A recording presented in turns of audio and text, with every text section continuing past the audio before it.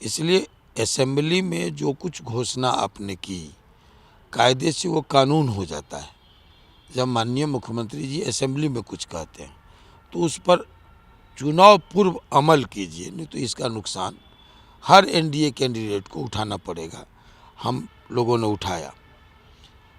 और तो शिक्षक, उसके बाद स्मार्ट मीटर और सर्वे, ये तीन का नुकसान अभी भी, यह आत्मचिंतन का ये तीनों विषय है। पनोरमा ग्रुप, जो सोचता है वो करता है। आपके अपने सपनों का आशियाना। तो तिरहुत स्नातक विधान परिषद के उपचुनाव के जो नतीजे आए हैं वो हिला देने वाले हैं। खासतौर पर जेडीयू के लिए बहुत बड़ा सदमा है। अभी मेरे साथ हैं बिहार के बड़े नेता आनंद मोहन सिंह जी। इनसे बात करते हैं कि इनकी क्या प्रतिक्रिया है, क्योंकि पहले भी ये एनडीए के खेल करने वाले नेताओं पर निशाना साधते रहे हैं। विधानसभा का उपचुनाव हुआ, उसमें भी चिराग पासवान ने खेल किया। इस चुनाव में भी अपनी पार्टी के उम्मीदवार को निर्दलीय उतार दिया मैदान में। अब उस पर कोई प्रतिक्रिया वो हम नहीं देंगे कि किसने क्या किया, लेकिन जो हार हुई वो एनडीए के आत्ममंथन के लिए है। ये बतलाता है, ये संकेत है, ये अभिव्यक्ति है शिक्षकों के आक्रोश का। मैंने कहा था 3S कभी, और माननीय मुख्यमंत्री जी से मिलकर के भी हमने कहा था कि मेरे यहाँ अगर संसदीय क्षेत्र में 7,000 शिक्षक हैं तो वो 70,000 का अंतर करेंगे, नुकसान करेंगे। इसलिए असेंबली में जो कुछ घोषणा आपने की, कायदे से वो कानून हो जाता है। जब माननीय मुख्यमंत्री जी असेंबली में कुछ कहते हैं तो उस पर चुनाव पूर्व अमल कीजिए, नहीं तो इसका नुकसान हर एनडीए कैंडिडेट को उठाना पड़ेगा। हम लोगों ने उठाया। और तो शिक्षक, उसके बाद स्मार्ट मीटर और सर्वे, ये तीन का नुकसान अभी भी, यह आत्मचिंतन का ये तीनों विषय है। और उसकी पहली अभिव्यक्ति, शिक्षकों के आक्रोश की पहली अभिव्यक्ति तिरहुत स्नातक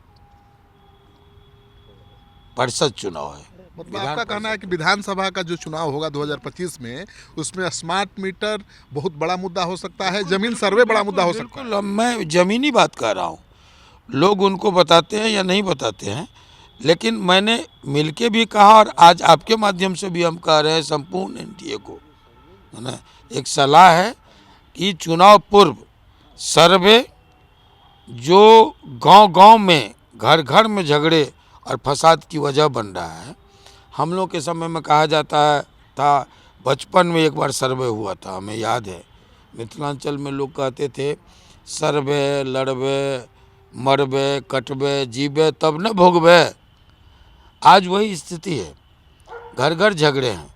अनट्रेंड लोग, सीओ चाहे अमीन, 1 महीने की ट्रेनिंग पर दी जा रही है। प्रत्येक दिन नियमों में तब्दीली लाया जा रहा है। ये बताता है कि हम अपूर्ण हैं। घुसखोरी बहुत बढ़ गई है। तब न कहीं से ये नियमों में तब्दीली हो रही है। तो ये सर्वे, शिक्षक और स्मार्ट मीटर, ये जो एक्सेस बिलिंग हो रहा है उससे काफ़ी लोगों में आक्रोश है।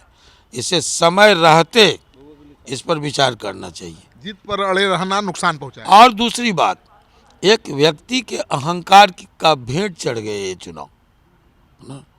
अब हम कह रहे हैं कि जो चेतन आनंद शिवहर से एमएलए हैं, लवली आनंद वहाँ से एमपी है, मैं 2 बार पूर्व सांसद रहा हूँ, लवली आनंद वैशाली से पूर्व सांसद रही है, कुछ तो हम लोग की पकड़ होगी।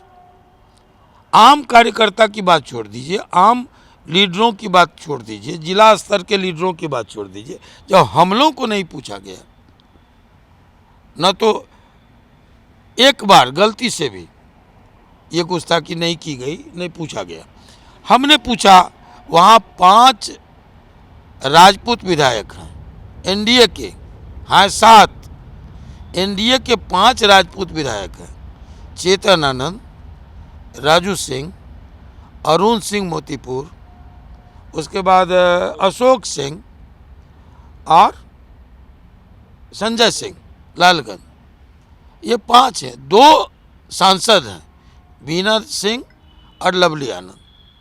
ये 2 सांसद और 5 विधायक, ये बड़ा स्ट्रेंथ होता है किसी के जीत और हार के लिए। बिल्कुल, और वहाँ हारना भी किसी को भी किसी एक आदमी का नाम बताइए जिसका पोस्टर में, बैनर में गलती से भी फोटो दिया गया हो, किसी एक लीडर को प्रोजेक्ट किया गया हो राजपूतों में, तो ये तो बंधुआ मजदूर के तरह आप ट्रीट कीजिएगा कि बस, तो ये नुकसान उठाया है लोगों ने।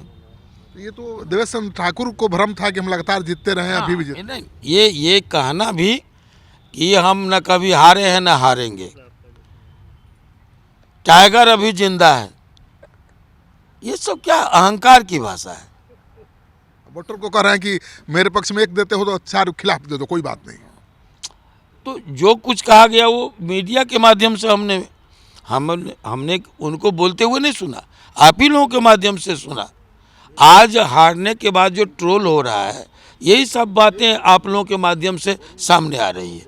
टाइगर अभी जिंदा है, न कभी हारे हैं न हारेंगे, 4 बार से जीते हैं, है ना, तो 4 बार जो जीता वो चौथे नंबर पर क्यों चला गया?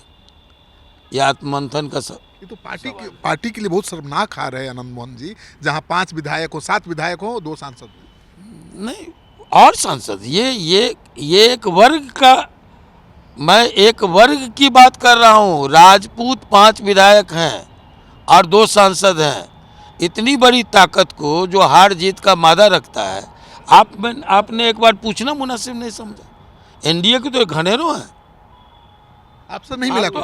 हाँ? आपसे कोई नहीं मिला? नहीं, हम लोगों से किसी से नहीं मिला, नहीं, किसी से कोई नहीं मिला। जिनका मैंने नाम लिया उसमें से किसी से कोई नहीं मिला। एमएलसी की बात है, एमएलसी दिनेश सिंह एमएलसी भी है,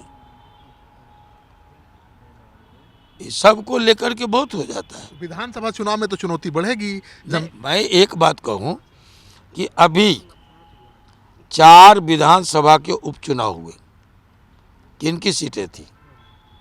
3 सीटें थी महागठबंधन की और एकमात्र सीट थी इमामगंज एनडीए की। मैं जब कुछ बोल जाता हूं तो बड़ी मिर्ची लगती है लोगों को। हम लोग तो कैंप किए, कोई कृतज्ञ होगा जो इस बात को इनकार कर रहा है।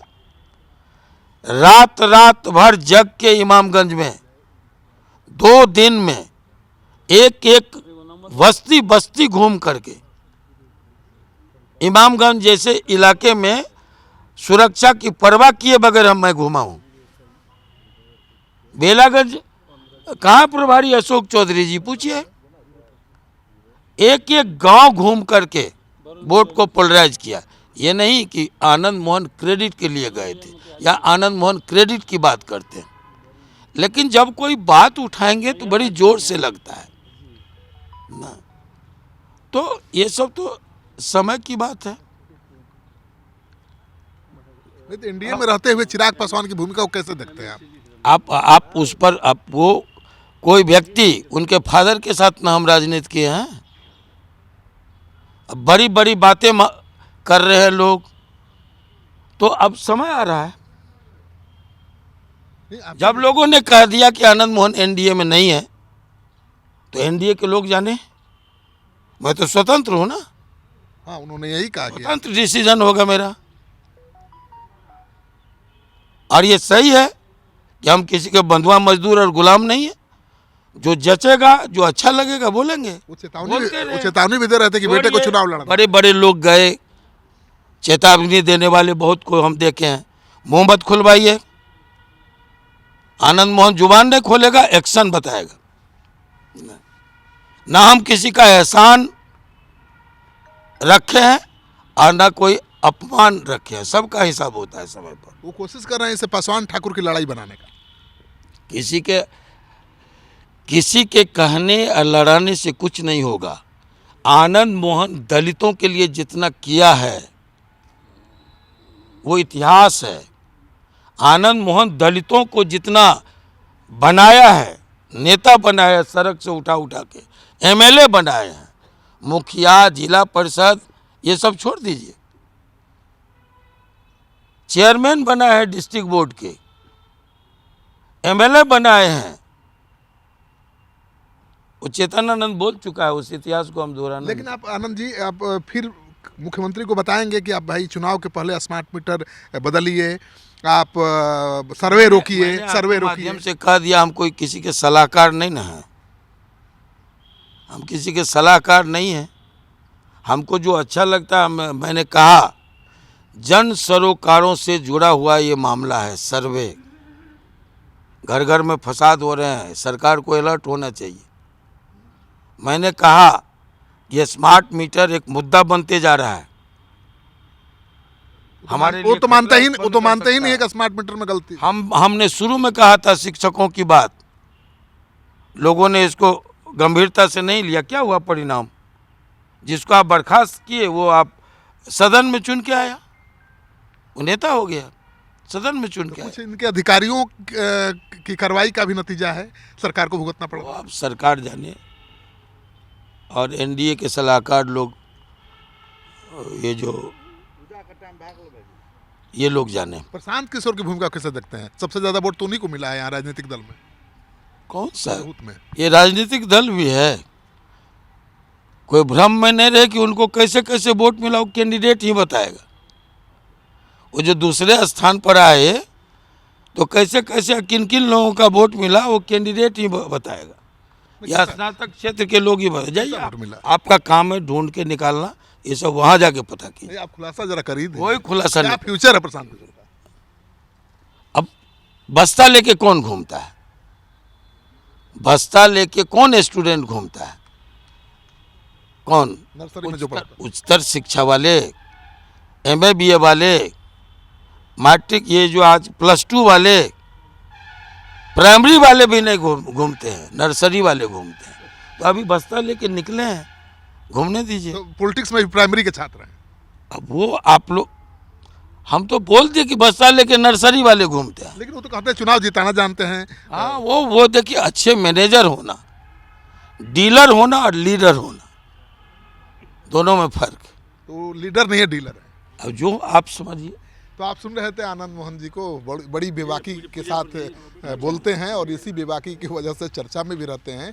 इन्होंने बड़ा सवाल उठाया है स्मार्ट मीटर और शिक्षक, और तीसरा बड़ा मुद्दा है जमीन का सर्वे। तीनों मुद्दों पर सरकार नहीं चेती, नीतीश कुमार ने अपना कदम पीछे नहीं खींचा तो विधानसभा के चुनाव में मुश्किल होगी।